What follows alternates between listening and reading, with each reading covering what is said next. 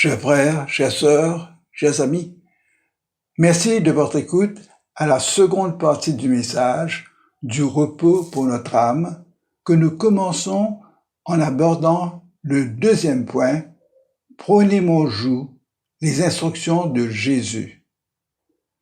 Nous sommes au verset 29 du chapitre 11 de Matthieu 11, 29, que je vous cite.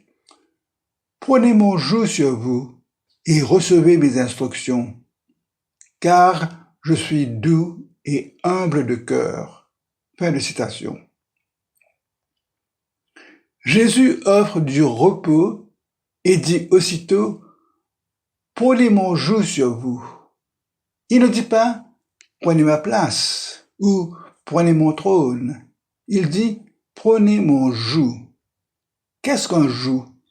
Un joug est une forte pièce de bois que l'on pose à l'encolure des bœufs pour les atteler. Les cultivateurs placent un joug sur le cou des animaux attelés pour les diriger et canaliser leurs forces pour labourer les champs. Prenez mon joug sur vous. Dire cela à celles et à ceux qui sont visiblement écrasés, c'est entasser davantage d'affliction sur les affligés. Or, il s'agit ici de mon joug. Nous devons venir en tant que disciples pour apprendre, désireux d'être guidés sous le joug de Jésus. Les anciens Juifs utilisaient couramment l'idée de joug pour exprimer l'obligation de quelqu'un envers Dieu. Il y avait le joug du royaume, le joug de la loi, le joug du commandement, le joug de la repentance, le joug de la foi, le joug général de Dieu. Par cet impératif, prenez mon joug sur vous, Jésus nous dit, oubliez tous ces autres jougs. Prenez mon joug sur vous et apprenez de moi. En fait, l'invitation de Jésus à prendre son joug est une identification sans honte et sans réserve à ses frères. C'est une identification à notre condition, mais avec le but de la transformer. Par la puissance de sa parole, Jésus nous invite à sortir du joug avilissant du péché et de secouer tout autre fardeau et à nous installer sous le joug libérateur de sa grâce. Comment un joug peut-il être le moyen pour obtenir le repos que Jésus donne? Veuillez prendre note comment Jésus qualifie joug. Pas un joug, dit-il. Pas le joug de la loi. Pas un autre joug. Son joug. Prenez mon joug sur vous. Le joug de Jésus est très différent de tous les autres jougs. En prenant son joug, nous nous disposons à nous atteler à lui. Le joug de Jésus est facile et léger par rapport au joug des autres. Chers amis, arriverons-nous à imaginer un seul instant être côte à côte avec Jésus, unis avec lui sous son joug, en marchant avec lui dans sa direction et non en suivant chacun sa propre voie? C'est cela la pleine application de son invitation de prendre son joug sur nous. Trop beau pour être vrai. Et pourtant, c'est l'invitation de notre Créateur, de notre Sauveur, du Roi des Rois, du Seigneur des Seigneurs. Même si nous passons par des épreuves, Jésus sera à nos côtés pour nous aider à en sortir victorieux quand nous sommes sous son joug. Parlant d'épreuves, nous citerons cette puissante promesse.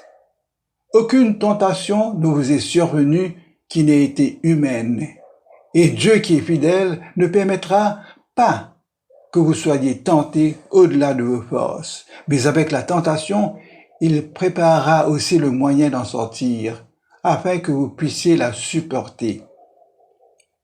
Dieu ne permettra pas que vous soyez tentés au-delà de vos forces. Et où se trouve notre force? En Jésus-Christ. Jésus a-t-il déjà été vaincu par la tentation? Jamais. Dans sa lutte contre le péché, Jésus a résisté jusqu'à l'effusion de son sang. Jésus a donné sa vie pour l'expiation de nos péchés. Être attelé avec Jésus signifie qu'en ce monde, nous marcherons avec lui et lui avec nous. D'où la légèreté de la marche, tout en faisant des pas d'obéissance et d'heureuse soumission à celui qui a donné sa vie pour notre plus grand bien, à savoir notre salut. Rappelez-vous, Christ a un joug aussi bien qu'une couronne pour nous qui l'aimons et qui lui faisons confiance. Recevez mes instructions, dit-il. Être sous le joug de Jésus est un nouveau mode de vie. C'est un mode de vie de l'esprit que nous ne connaissons pas, ayant été précédemment dans un environnement de péché, d'idolâtrie peut-être, et du mal. Mais aussitôt que nous répondons à l'invitation de Jésus, nous plaçons notre entière confiance en lui. Il nous lave, il nous purifie par son sang. Il met en nous un cœur nouveau qui doit apprendre à vivre selon ses instructions contenues dans sa parole. Il nous dit de recevoir ces instructions, de nous en abreuver pour en être remodelés dans notre cœur, dans notre âme et dans notre esprit. Nous lisons en Éphésiens, « Mais vous, ce n'est pas ainsi que vous avez appris Christ, si du moins vous l'avez entendu, et si conformément à la vérité qui est en Jésus, c'est en lui que vous avez été instruits à vous dépouiller. » Recevez mes instructions, dit Jésus. C'est le mot massété, mot qui est de la même famille que le mot disciple. Jésus nous enseigne, donc nous sommes des apprenants qu'il prépare pour notre nouvelle destination. Et Ésaïe nous rappelle, « Si tu traverses les eaux, je serai avec toi, et les fleuves, ils ne te submergeront point. Et si tu marches dans le feu, tu ne te brûleras pas, et la flamme ne t'embrasera pas. » Et dans Corinthiens, deuxième épître aux Corinthiens, au chapitre 1er et au verset 5, nous lisons, « Car de même que les souffrances de Christ abondent en nous, de même notre consolation abonde par Christ. » Il est vrai qu'aussi longtemps que nous serons dans ce corps physique naturel, marqué par le péché et sujet aux faiblesses de la chair, c'est-à-dire du péché, nous serons comme des créatures hybrides, possédant l'Esprit de Dieu dans un corps non glorifié, tout comme ces automobiles hybrides qui doivent être rechargées pour minimiser leur dépendance de l'essence. Nous aussi, nous devons nous ressourcer dans la parole et être nourris par l'Esprit de Dieu pour minimiser tout retour aux pensées, aux attitudes et aux comportements de la chair. Jésus nous dit, « Car je suis doux et humble de cœur. » Ici, aucun commentaire n'est nécessaire sur cette affirmation de Jésus. Nous passons au troisième point, trouver du repos, la promesse de Jésus. Et vous trouverez du repos pour vos âmes, nous dit Jésus. Une seconde certitude, je satisferai l'âme fatiguée et toute âme languissante, je reconstituerai. Et vous trouverez du repos pour vos âmes. Jésus a décrit son don à ses disciples comme du repos pour l'âme. Ce don incomparable, à la fois puissant et profond, devrait être considéré comme le droit de naissance de ceux qui viennent à Jésus et qui acceptent d'être ses disciples. Quelque chose ne va pas si nous n'éprouvons pas de repos en notre âme. Jésus dit, « Vous trouverez du repos pour votre âme. » C'est un écho du texte de Jérémie 6,16, où il est question de l'offre de Dieu à ceux qui suivent sa voie. Jésus lance maintenant l'invitation en son propre nom. Mon joug est doux et mon fardeau est léger. Jésus a résumé ce merveilleux appel par cette assurance. Le joug est facile et le fardeau est léger parce que Jésus le porte avec nous. Porter seul, cela pourrait être insupportable, mais avec Jésus, cela est facile et léger. Lorsqu'ils entraînaient un jeune animal à labourer, les anciens agriculteurs l'attelaient souvent à un animal plus âgé, plus fort, plus expérimenté, qui portait le fardeau et guidait le jeune animal tout au long de son processus d'apprentissage. Ce repos n'est pas un appel à une vie de paresse. Avec et en Jésus, le joug est facile, non pas parce qu'il impose des exigences plus légères, mais parce qu'il représente l'entrée dans une relation de disciple. Chers amis, si votre joug est présentement dur et que votre fardeau est lourd, alors il est certain que ce n'est pas le joug ni le fardeau de Jésus. Car Jésus le dit clairement, « Mon joug est doux et mon fardeau léger. » Le repos de Jésus est un état où rien ne peut nous nuire et qui tend vers le vrai repos sabbatique. Pas comme le congé sabbatique des universitaires, par exemple, qui ont droit à 1 an pour se consacrer à leurs études ou à leur thèse. Et je cite, « Il y a donc un repos le sabbat, réservé au peuple de Dieu, car celui qui entre dans le repos de Dieu se repose de ses œuvres, comme Dieu s'est reposé des siennes. Efforçons-nous donc d'entrer dans ce repos, afin que personne ne tombe en donnant le même exemple de désobéissance. » Et là, je viens de citer Hébreux, le chapitre 4, les versets 9 à 11. Voici le commentaire sur ce repos de sabbat. Nous entrons dans ce repos de Dieu par la foi en Jésus. L'incrédulité éloigne beaucoup du repos de Dieu, alors que la foi introduit le peuple de Dieu dans ce repos. Mon repos. Cette citation du psaume 95 démontre que ce repos est celui de Dieu, c'est son repos. Dieu a terminé son œuvre de création bien qu'avant Israël n'entre en Égypte ou avant que David n'écrive le psaume 95. Pourtant, bien que les œuvres aient été achevées depuis la fondation du monde, il parle toujours de mon repos, démontrant que Dieu a toujours ce repos. Ce repos suit le modèle du repos de Dieu, repos du 7e jour de toutes ses œuvres, comme il est décrit dans Genèse au verset 2 du chapitre 2. C'est le repos dont doit jouir le peuple de Dieu.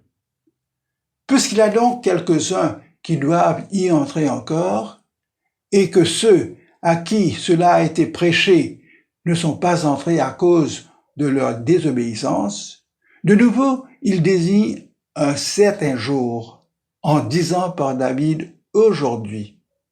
Aujourd'hui, si vous entendez sa voix, n'endurcissez pas votre cœur.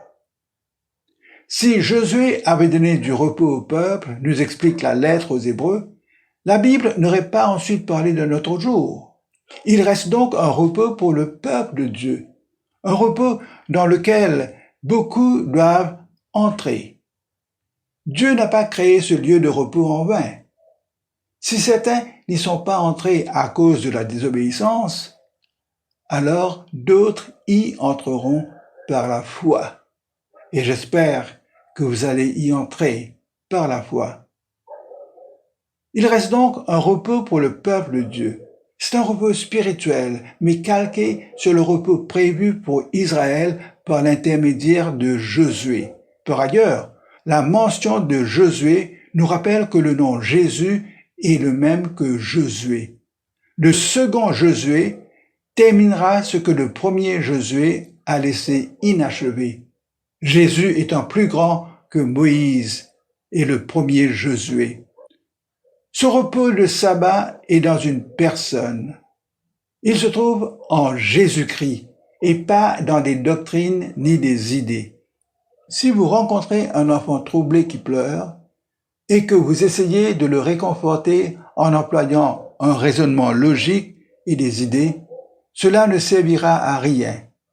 Mais quand maman arrive, l'enfant retrouve son sourire. Ceux qui prêchent ce repos doivent le posséder dans leur âme. Il n'y a pas longtemps, un prédicateur prêchait sur le salut et l'œuvre de l'Esprit dans le cœur. Lorsqu'un membre de l'Assemblée se leva et lui demanda respectueusement « Monsieur, savez-vous tout cela par rapport à ce que d'autres disent, ou cela est-il votre propre expérience ?»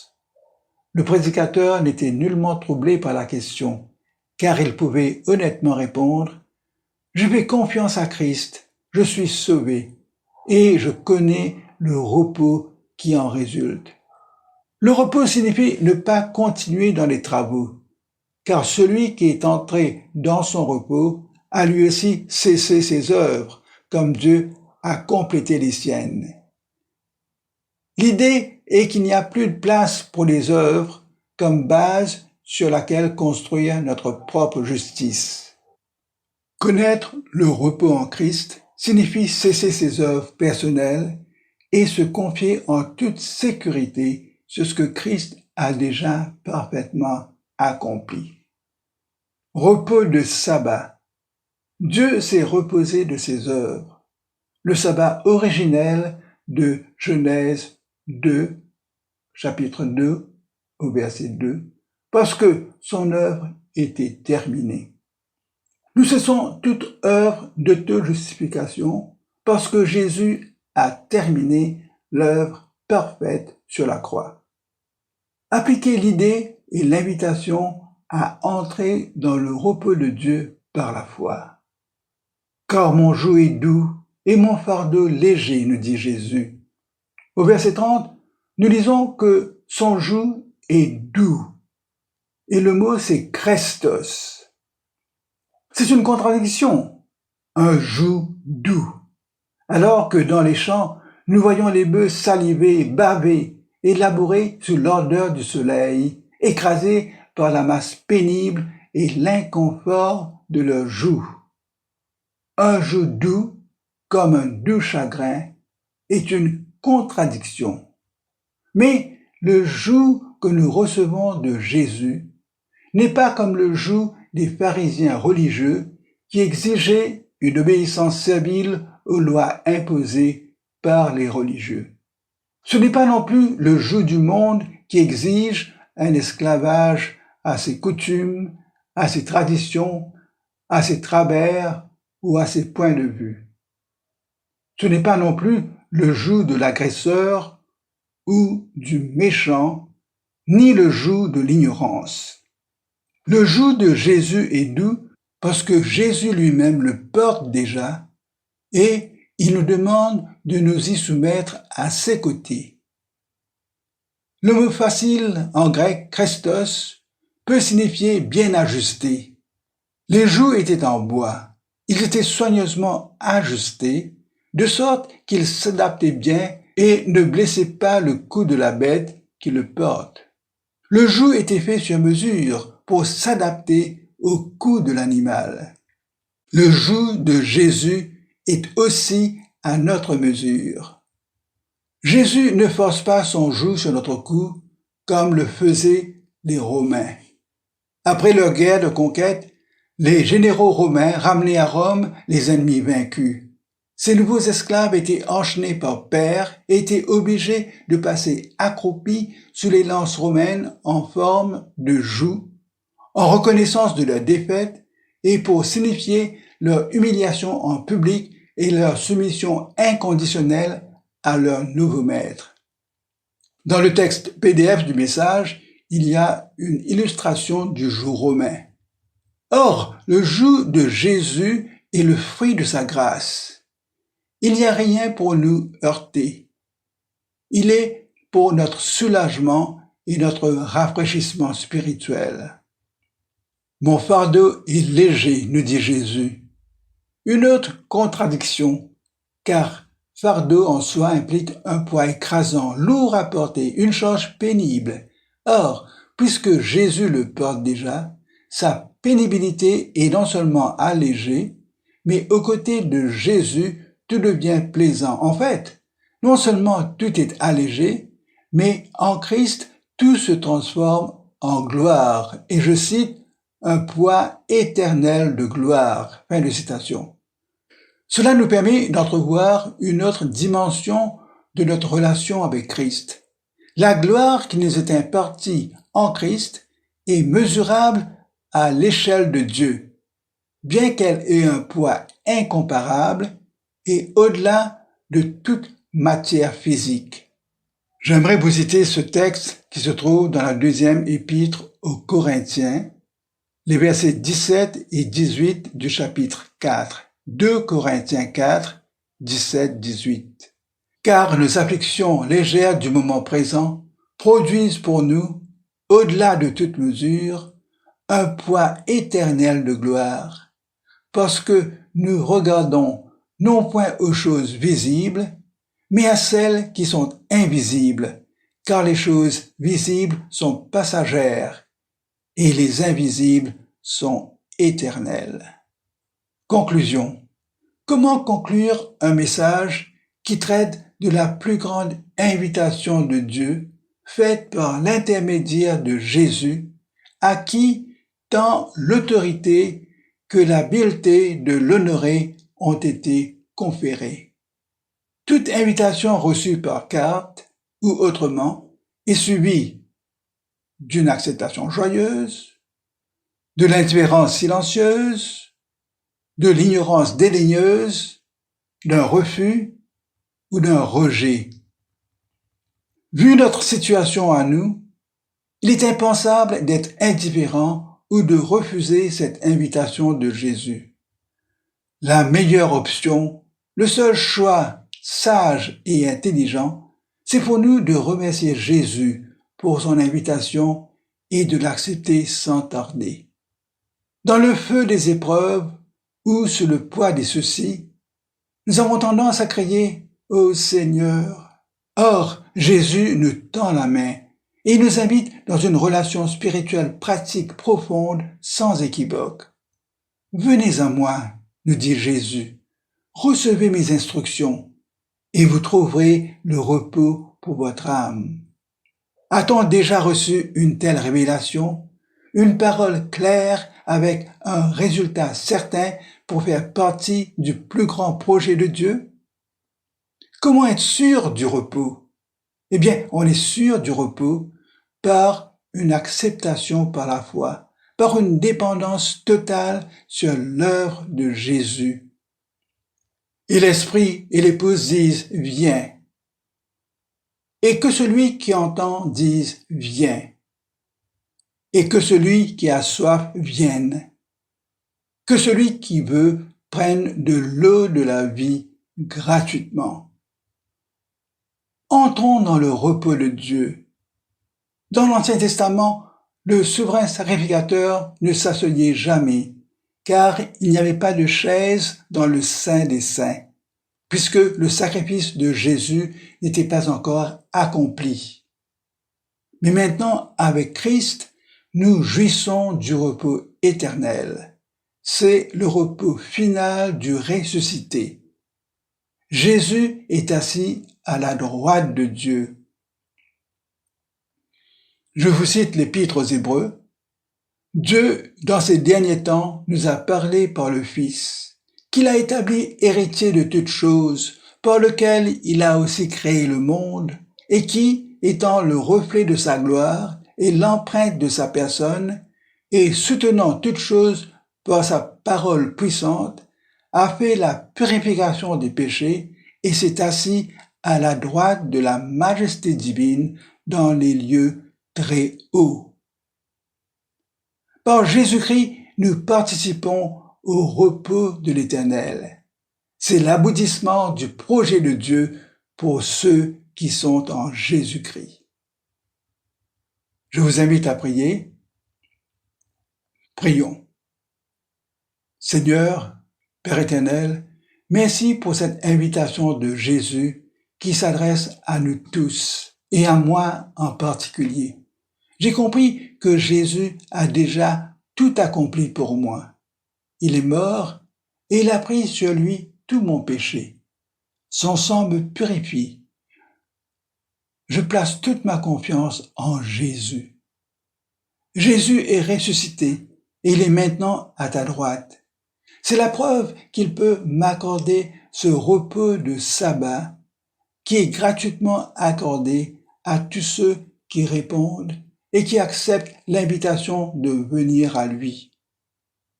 Père, je te dis merci de m'inclure parmi ton peuple à qui tu réserves ce repos par la foi en Jésus.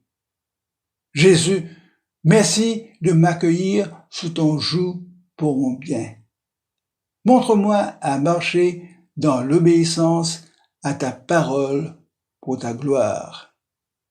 Amen. Chers amis, merci de votre attention. Que vous puissiez mémoriser cette invitation de Jésus, la méditer et en faire l'expérience au quotidien jusqu'au retour de Jésus. Que le Seigneur Jésus vous bénisse abondamment. À bientôt.